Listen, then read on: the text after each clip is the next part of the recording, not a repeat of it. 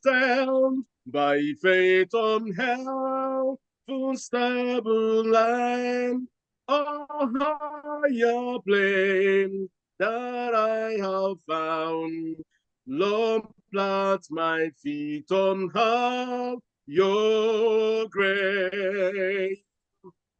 I want to scale the utmost high and catch a gleam of every bright, but still I pray, see heaven I found. Lord, plant my feet on higher ground. Lord, lift me up and let me stand by faith on heaven, full stable aim. Oh, your plane that I have found. Lord, plant my feet on higher ground. Lord, lift me up and let me stand by faith on heaven, full stable aim. Oh, your plane that I have found. Lord, plant my feet on your grave. Amen. Amen. Amen. Amen. Amen. Amen. Good evening, saints of God. Good It evening, is with the Pastor. joy of Jesus that I come again tonight. I'm excited to be here, and it's good to see you. So many of us must have had very busy days, trucking to work, back, different assignments, some traveled, school for the children, shopping, picking up things here and there for the family. But here, finally, whether you're in your vehicles, whether you're in Nigeria, just coming along with us during the very thick hours of the night, and wherever you may be, we praise the Lord that we are together again. And tonight, you the man. Are you the man? And the Bible text that was read for us told the story. Just it captured the pertinent part of the story of that man who was healed by Jesus. When you read the entire story from the 9th chapter of the Gospel of John, you're going to read that it's not such a startling thing. People that are looking for miracles don't save. And by the way, not just that miracles don't save, miracles don't even convert. Because you have some people, they are miracle chasers. They are miracle hunters. They go from one church to the other. They are looking for healing today. They are looking for blessings tomorrow. They are looking for everything. They're always chasing after signs and wonders. That's why it got to a point where Jesus said, no other sign will be given to this generation other than the sign of Jonah. Jonah, who was swallowed by a fish. That is the very first submarine travel that was recorded in human history. But it was an organic submarine. A whale swallowed somebody in a place, took him 3 days and 3 nights, and went and vomited him at his original destination. Jesus says, no other sign. If you cannot believe that, you can't believe anything else. There's nothing else you can believe. No other sign is going to be given to people other than that Jesus died and he rose again. You know that song that says, my faith has found a resting place, not in a man made plea. I trust the ever-living one that he, for me, will plead. So, friends, I need no other evidence, and I need no other plea. It is enough for me that Jesus died and rose again for me. This man here had been born blind. And the disciples, everybody was asking Jesus, now, you know what? This man was born blind. At what point did he commit the sin that made him blind? Because if he was born like that, then he could not have been him. Could he have sinned before he was born? No, it must have been his parents. And Jesus looked at them and said, no, you guys, you see, you got it wrong. So it means that whenever something good happens to you, you have been good. Whenever something bad happens to you, you have been bad. You guys don't get it. You don't even understand the cosmology of life. You don't understand how the world turns around. You don't understand the battles that are fought that you cannot see with your naked eyes. It's not about this man's sin or his parents' sin. None of them sin. It's not their particular individual sin. But what happened to this man is that the glory of God may shine forth in this life. Brother, sister, the particular trouble, the particular struggle, the particular temptations and trials that you are going through today, has it ever occurred to you that it's not because you have done something wrong? It's not because God has not favored you, but God is bragging. God is where He wants to use you to spread forth His glory to the whole world.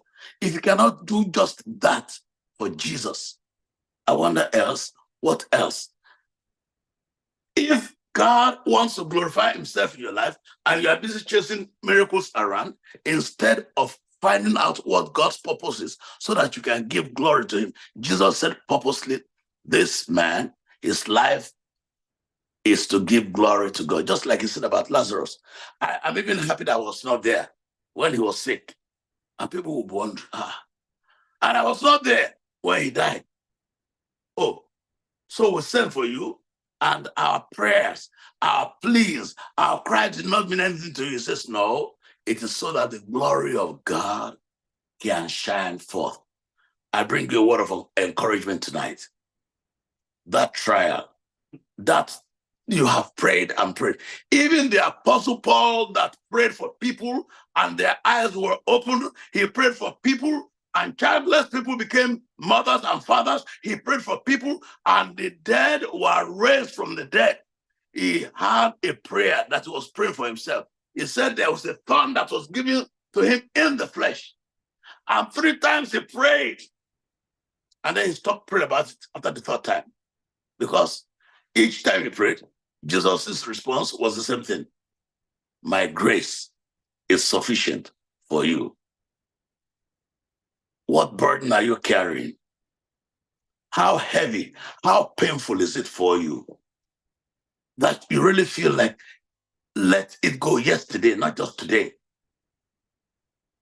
Be patient. God is working. God is at work. I repeat again, when you are down to nothing, God is up to something. So tonight, this man, blind from birth, he caused a controversy in the community.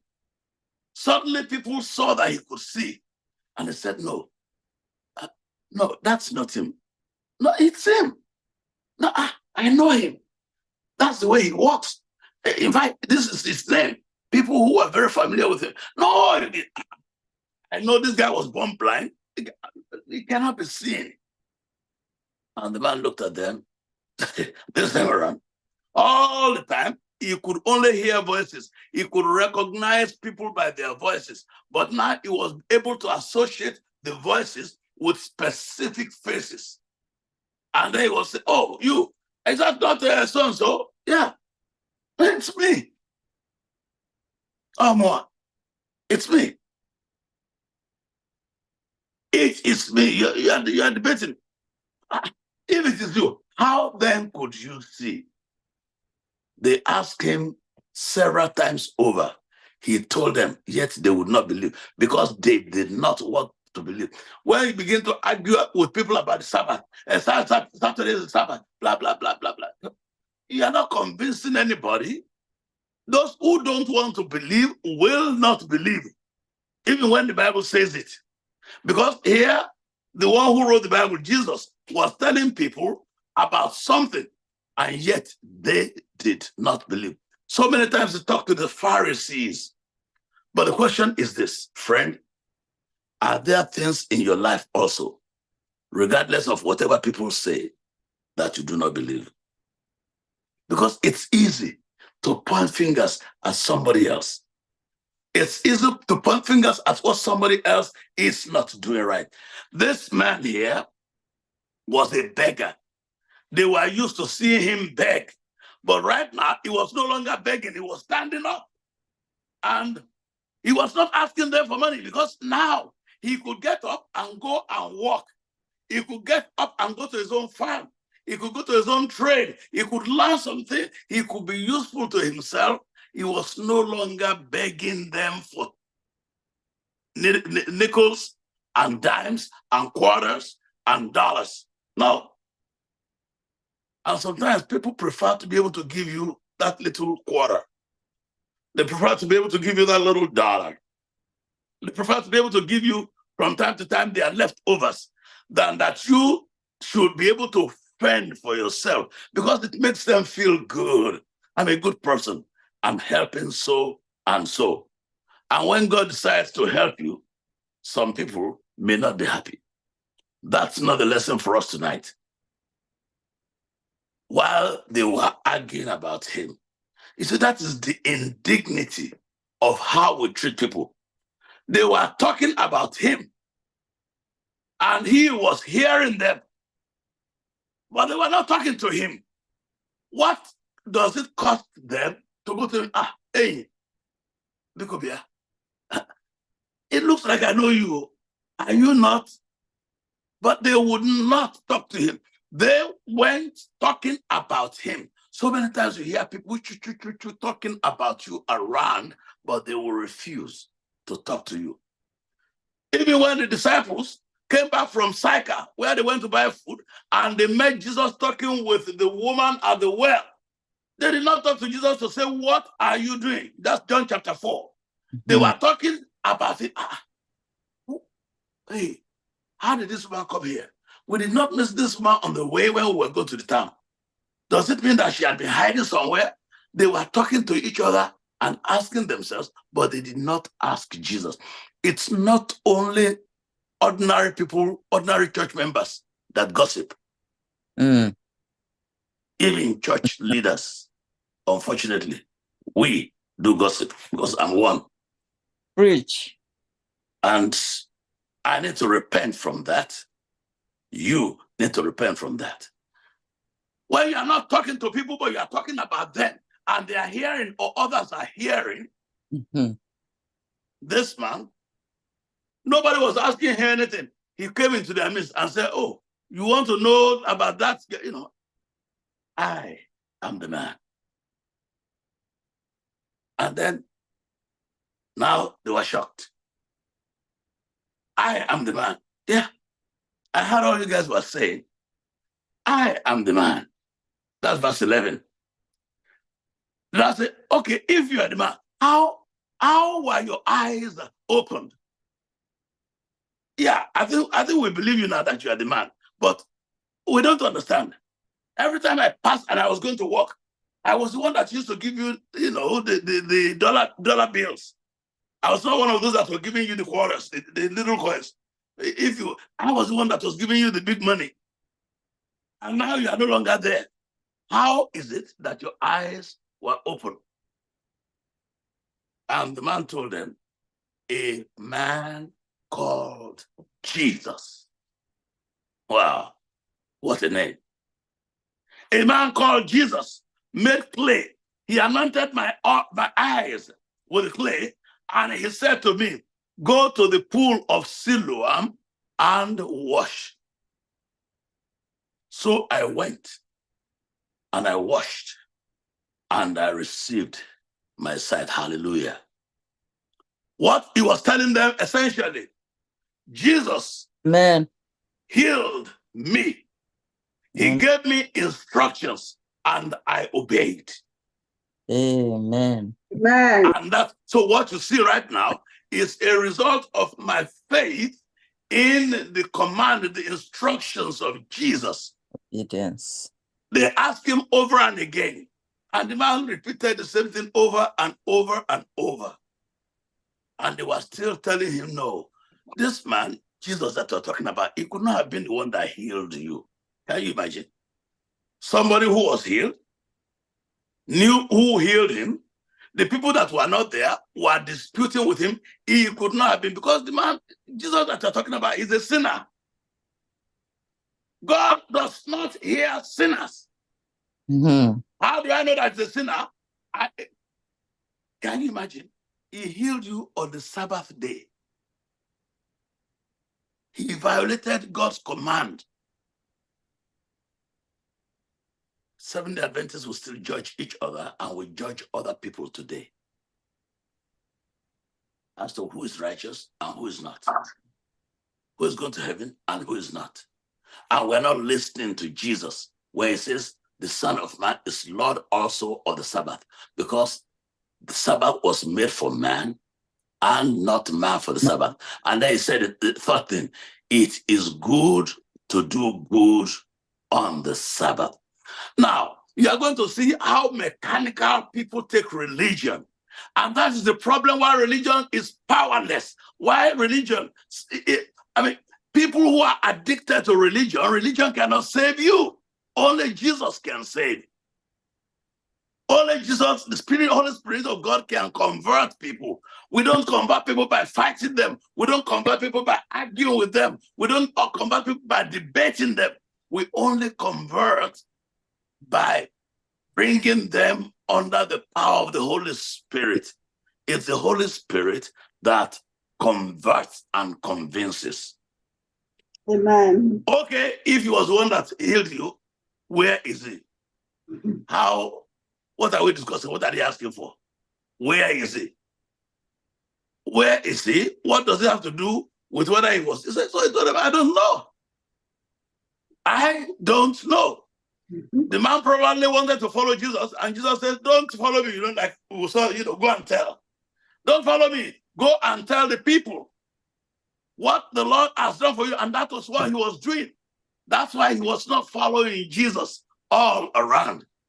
Jesus told him, go and tell, like we heard yesterday or the day before. And that's the story.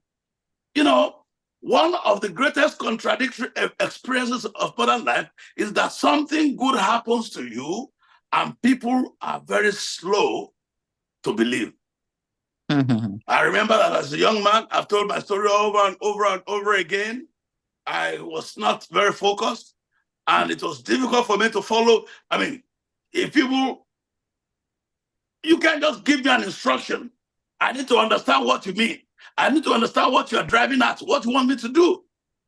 And in those days, 50 years ago, 60 years ago, people are not really patient. Elderly people just want you to obey. My head is not the one that obeys. It's the one that wants to understand. I want to do it, not because you told me to do it. I want to do it because I am convinced. And because of that, I was always getting into trouble with older people who just feel this boy is the bad boy. And I didn't mind. You have your opinion. You are entitled to your opinion. Everybody has a fundamental human right to be stupid. It is your right. Nobody can deny you of that. But your stupidity does not have to become my own piety.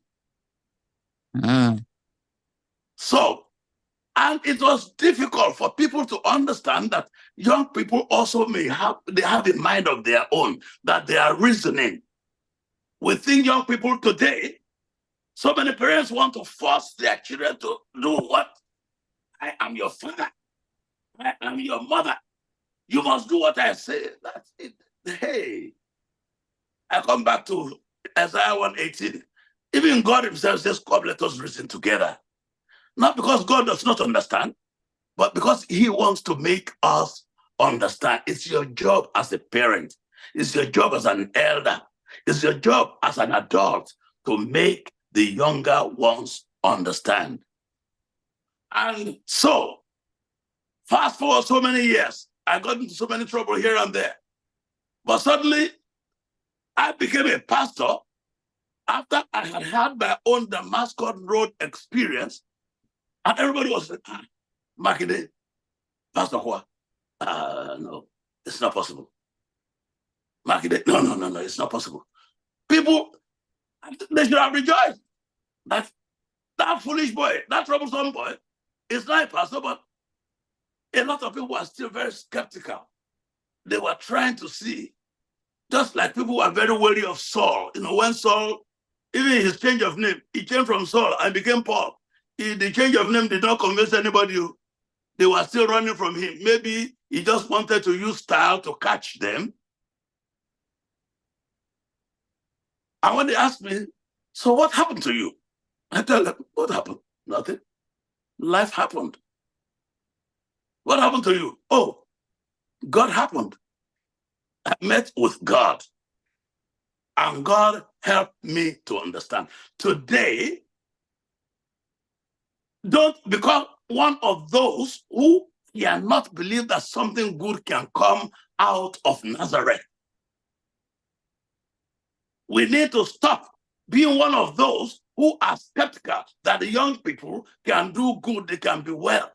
The young people that we are skeptical, that we condemn today, they will be the ones to sign our retirement check tomorrow.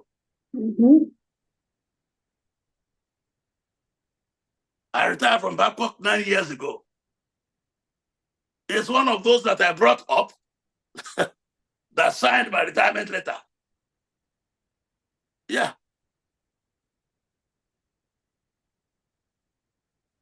So you have to do good to them while you are there. You have to train them while you have the capacity. This man, they were content to throw him pennies and cobbles and whatever it is. But when eventually he got his opportunity and his chance to stand and walk on his own, they rejected and they said, it is fate. You don't have to agree. The man said, I am the man. You may agree or you may disagree, but I am the man. My experience is real to me. My experience is genuine to me. My experience is true. It's a true life story.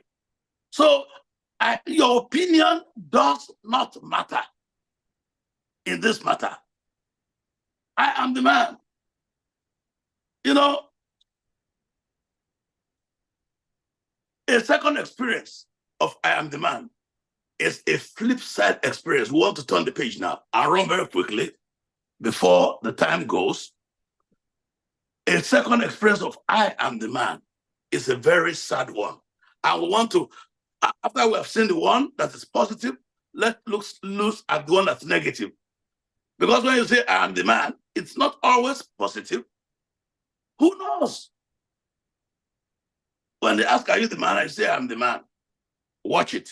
In 1 Kings chapter 13, there is a story, very sad story, of the man of God from Judah.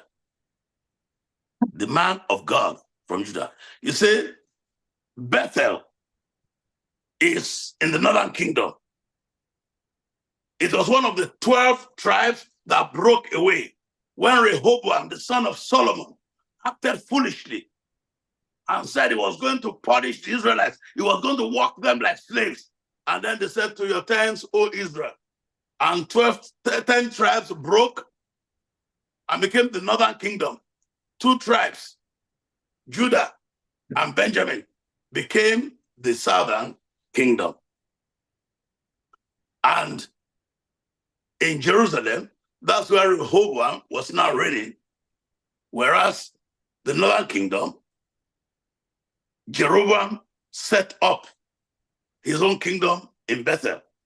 And because, like politicians of today, he needed to invent his own God so that people will not go to Jerusalem anymore. Jeroboam now set up altars. He wanted to duplicate what was in Jerusalem so that people will not go to Europe. Politicians have never changed across the ages. It does not matter whether they're in Africa, in Europe, in Asia, or in America. The basic essence of politics is corruption. That corruption may be very crude like it is in Africa, or it may be very refined like it is in America. Corruption is corruption. Mercy. Corruption is corruption. The establishment already has the way in which they do things. That's why, except you are called into government like Daniel, you have to be wary. Because when you are called into government, the people that call you, they value your service for one reason or the other. But when you are the one that is seeking, running for office, you have to compromise. Unless you compromise, you have to tell one story here in the morning, tell the opposite story in the afternoon. And then you still have to do everything in the name of God. Because the God of politics is political. And a man of God, a woman of God that wants to go there, you must be ready to stand and be thrown in the lion's den like Daniel. To be thrown in the fire furnace like the 3 Hebrew boys. You must be ready to risk your very life like Esther. This man of God was therefore sent from Judah, a town of Judah. He was sent to Bethel, where Jeroboam had set up his kingdom with the capital. And he was manufacturing his own gods and idols. He was ordaining all kinds of people. These were still God's people, but he was ordaining people that had no business. If you just, hey, who wants to be a pastor here? They say, I want to be a pastor. Okay, that's your altar. That's your shrine. That's where you'll be praying. And he was today, even in the churches today, we are still trying to appoint pastors. We are still trying to appoint officers on the basis of who has the greatest support, not who is called of God. Yes. So politics has come inside the church rather than the church coming inside politics. We have not taken God into public life, but we are bringing public life into the household of God. That is what happened here in Bethel. Jeroboam, the king. You remember Uzzah? You remember, he became leprous because he violated the office of the priesthood. But here, Jeroboam, he did not only violate the office of the priesthood, he set up his own priesthood. That's why throughout the Bible, you say, he said he went after the sins of Jeroboam, the son of Nebat, who caused Israel to sin. Jeroboam invented another level of sinfulness that beats every other person before him. And yet, he was still the king of Israel. So a prophet was sent to him. 1 Kings chapter 13 from verse 1. At the Lord's command, a man of Judah went to Bethel, arriving there just as Jeroboam was approaching the altar to burn incense. Verse 2. Then at the Lord's command, you see, he shouted, "O altar, this is what the Lord has said. A child named Josiah will be born into the dynasty of David, and on you he will sacrifice the priests from the pagan shrines who come here to burn incense." He went to go and speak the truth to power. And Jeroboam determined this guy has to die. And that still happens today. I don't know how many of you will go to Aso Rock in Nigeria, or you go to the White House here, and you go and tell Mr. President, you are an evil man. The Secret Service will probably do a few things to you. Here, they probably will take you to court. In Nigeria, they will make sure that you don't do it again. But here, the Jeroboam was trying to go the African way, make him disappear. And Jeroboam was so angry. He said to his wife, catch him, catch him. He was telling them to catch the man of God, and his hand stood at attention. The thing could not come down again. He wanted to bring his hand down.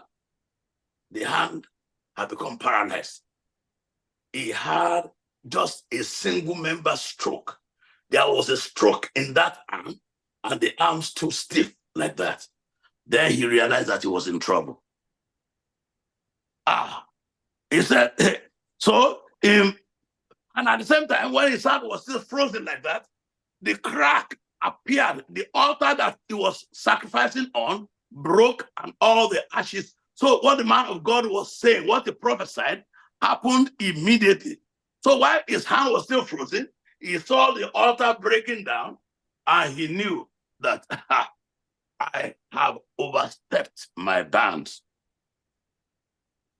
Verse 6, the king cried out to the man of God, man of God, please ask the Lord your God.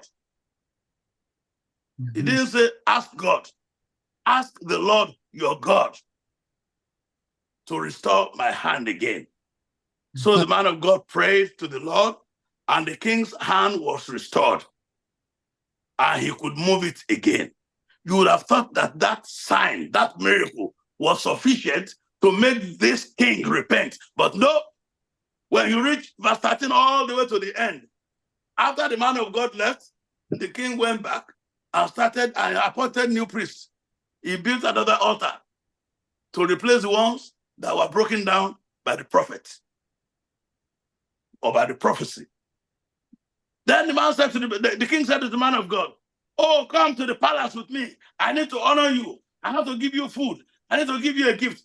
But verse 8, the man of God said to the king, even if you give me half of everything you own, I will not go with you. I will not eat or drink anything in this place. Verse 9, listen now. And this is the lesson that you and I need to learn. Verse 9, for the Lord gave me this command. This was his own mouth. The Lord gave me this command. You must not eat or drink anything while you are there, and do not return to Judah by the same way that you came. So he left Bethel and went home another way. He obeyed. He obeyed. Amen. Verse 11. And it happened. This is where the church of God needs to be careful. And it happened that there was an old prophet living in Bethel.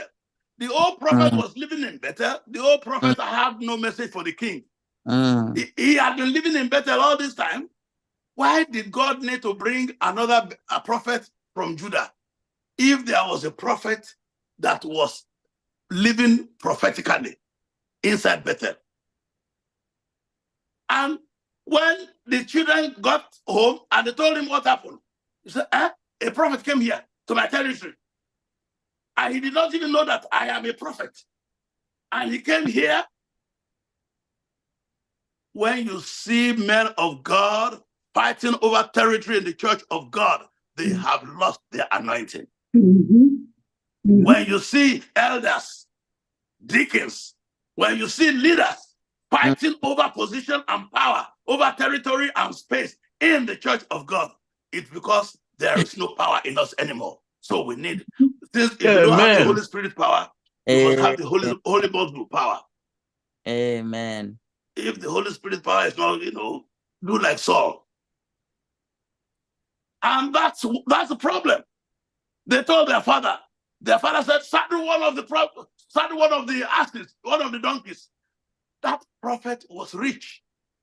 He had several donkeys. He didn't say, give me my donkey. He said, saddle one of the donkeys. He was living in opulence. He was living in wealth. He was living in comfort inside Bethel. And the king was ordaining different kinds of people. He was not one of those that was serving at the altar. He was not one of those that was correcting the king and advising the king because it was unpopular. Jeroboam did not want to hear anything. It was unpopular. That's why God had to go and bring somebody else from Judah. By the time God is bringing somebody to come and do the work that you should be doing in the church of God, by the time somebody else, God is bringing somebody else to come and disciple people in your neighborhood, at your workplace, in your family, because you are not doing it, you have lost your bearing. And fighting will not solve it. My dear brother, we are going 40 days in the wilderness with Jesus hand in hand. Right now, we have gone 37 days. We have 3 more days to go. What are you waiting for before you wake up? Before you wake up? Before you wake up and realize that life is not what today I got the news again. One of my friends here in New York City is gone. I was preaching here. I did not even know he was dying in the same city. This is a man that we have gone into different kinds of business partnership together. We have traveled over, going to South America. We are trying to build some universities. This guy is a chartered accountant. Very humble guy, very God-fearing guy. And suddenly he's gone. What are you waiting for? What am I waiting for? The man of God who had no message for the king ran after the prophet who brought a message to the king. Mercy. He wrote, verse 14. That's 1 Kings 13:14. He wrote after the man of God and found him sitting under a great tree. God sent you on a message, and God said, run. Don't come back by the same road by which you came. You went a little distance, you sat under the tree. Was it not under the tree that Saul was sitting when David went to kill the Goliath? Was it not under the tree? I mean, when you are not where you should be, and you don't go, if he had been going with speed, as God told him, but he was obeying God mechanically. He did not really buy into. God said, don't do this, don't do that. And then, so, well, God said it. He was telling the king everything that God told him. I should not stay here. I should not eat. I should not. And so, even if you gave me half of your. Sometimes our religion is so mechanical. But the point at which we fall is the point at which we are not aware. We are not alert, spiritually aware. He rode and found him sitting under a tree. He did not catch him, as was emotion. What the hell were you doing under a tree when you should be running for your life? The old prophet asked him, are you the man of God who came from Judah? That's where the second I am the man came. Are you the man of God who came from Judah? And what did he say? Oh, yes. Oh, more. I'm the man. I am your man. Verse 15, the unfortunate, the disaster began. Then the man said to the man of God, come home with me and eat some food. What?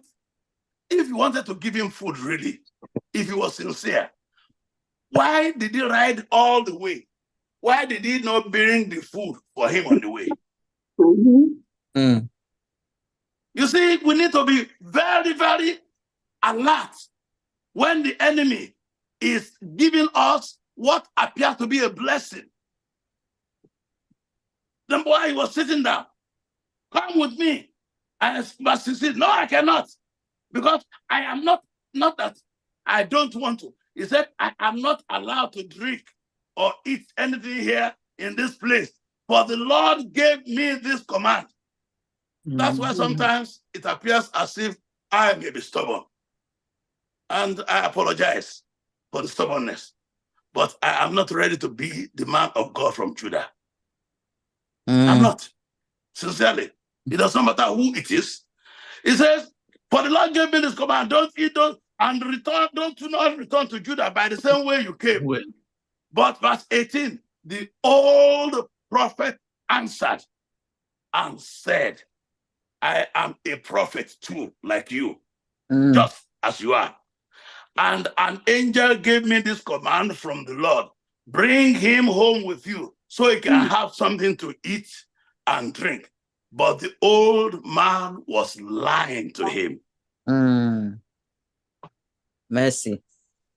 Has it ever occurred to you that I, as a pastor, could be lying to you? True. Yeah. True. It's possible.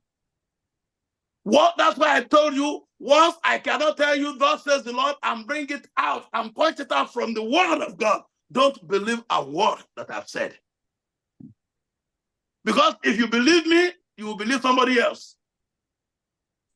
If you believe a friend who is giving you good news, but cannot situate it in the good news of God from the Bible, when the enemy brings you one like that, you will also believe it, so long as it is sweet. It will be sweet in your mouth, but what? Bitter in the belly. An angel told me that you are to come and eat. But he was lying. So the man went back together with the man of God, and he ate and drank at the prophet's house. Mercy. Verse 20. Then while they were still sitting at the table, he was eating and enjoying himself. A command came from the Lord to the old prophet. This time the old prophet heard from God. And the old prophet said, he cried out to the man of God. They were eating. Suddenly he jumped up from the table.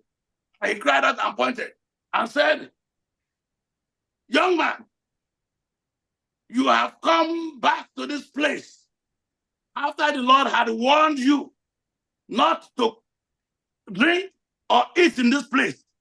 And because you have disobeyed the word of the Lord, your body will not be buried in the grave of your ancestors. Let's see. The same mouth. Huh?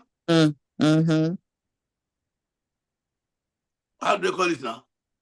Is it Oniri. Oniri? Ofonu? Oniri. Oniri. Just one same mouth.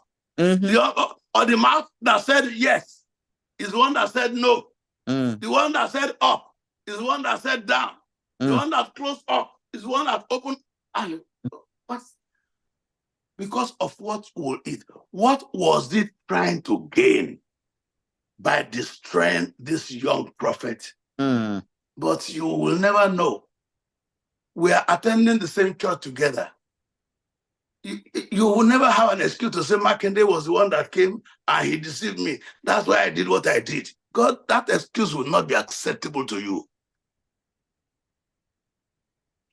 When I asked you, are you the man of God who came? Shut your mouth. Go on your way. When it was a testimony of what God did, are you the man? Yes, I am the man. He opened my eyes. That is a testimony.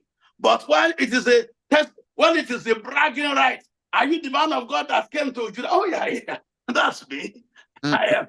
You don't know me. Oh my goodness.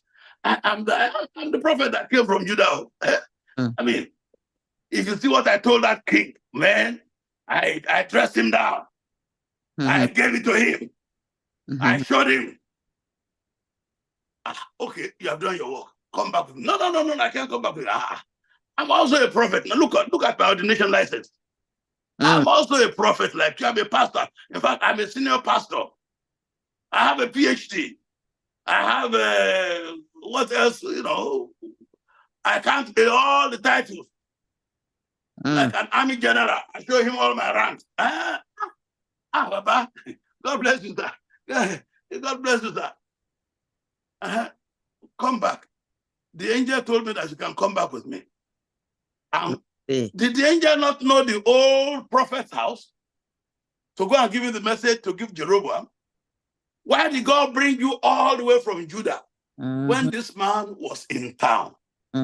That is why, brothers and sisters, you and I, we need to be careful. We need to watch. We need to, you cannot just listen to sermons. Read the word of God.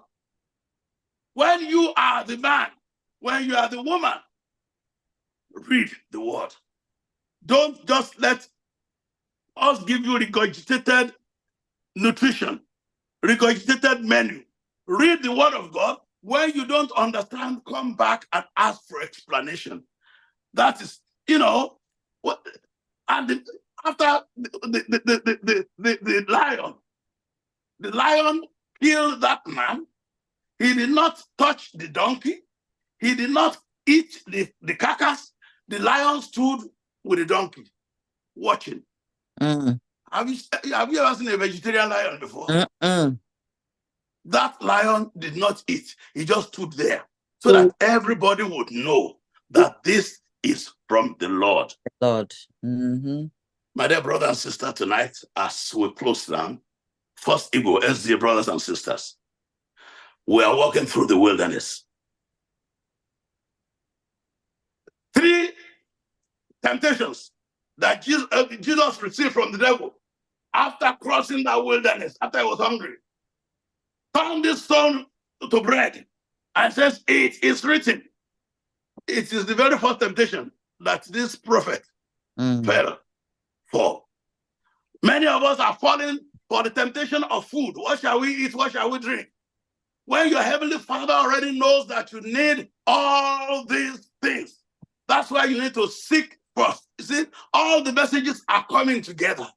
Seek first the kingdom of God and his righteousness. When God says don't, it does not matter who else comes and says, I am a pastor, I am a professor, I am this and that. Don't. If God says don't. When we're trying all kinds of things, we prayed at Bangkok. God said, do this. Some people will come and say, no. You cannot do that. That's not a church policy. Which church policy? Please show. No. You have to believe us. It's not church policy. We can read. We went to school. No. It's not church policy. Just don't. Okay, thank you very much, sir. After they leave, we pray. God says, go ahead. We went ahead.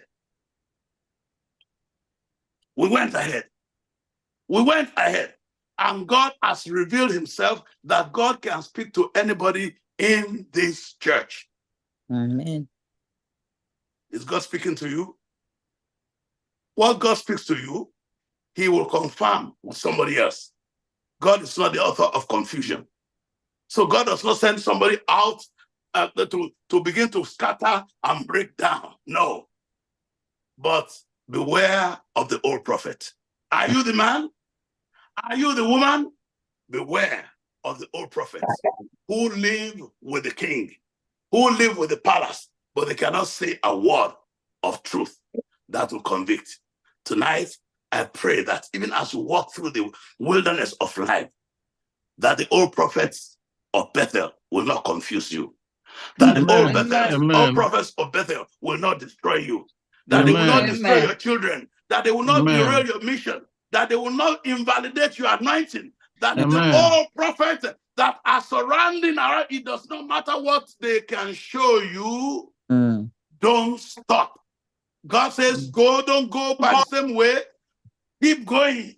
Keep moving. As long as you keep moving, the old prophet will never catch up with you in the name of Jesus.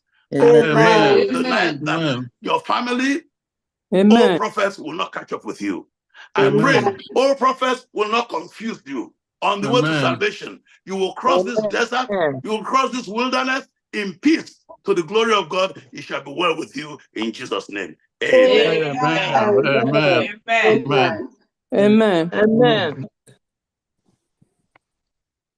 Hallelujah.